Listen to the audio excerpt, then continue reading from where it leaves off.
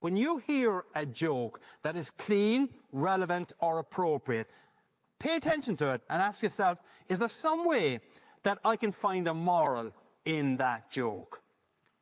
And if you can find the moral in that joke, can you at some stage either at a Toastmasters competition or in your corporate life when you're making presentations, if you can drop that joke in and then give a moral to the joke, you will actually connect much better with your audience. And that joke, in fact, the original way I heard that story, and I think it was back in Ireland I probably heard this story, but the original way I heard it was a man gets into trouble financially, he prays to God looking for support, God says he'll let him win the lottery, and after a few weeks he doesn't win the lottery, and God gives him the line, buy a lottery ticket. That was the joke. What I did with it was I adapted it, I enhanced it, and I personalized it. And a few little tricks in it that will help you.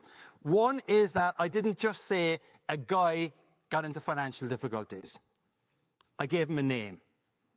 Right? You're being specific, all right? It makes it more personal. I also didn't say that his name was going to be Guido or Jesus, right? I went for my Irish heritage and gave him Patrick. That's what one element there. Another thing that I did was that and this is the advantage now of getting evaluations and getting comments on your material. I'm involved with a Professional Speakers Toastmasters Club in Chicago. It's called Windy City Toastmasters Professional Speakers Club.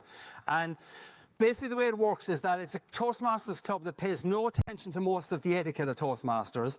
A 5 to 7 minute speech is unknown in that club, because basically what we do is we can go 10, 15 minutes and do some of our material.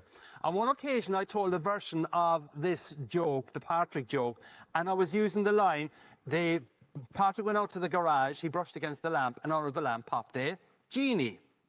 To which one of the other astute observers said, Conor, don't use genie, use leprechaun. All right, so it allows me to really personalize it, and then what it allowed me to do was do a callback later on when I was saying you were a learning audience because it came, the leprechaun came out of the lamp.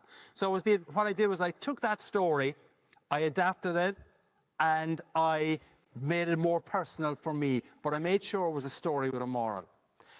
For you, pay attention to jokes, clean jokes, and ask yourself, can I ever remember those? Can I adapt it some way? Can I use it as a moral?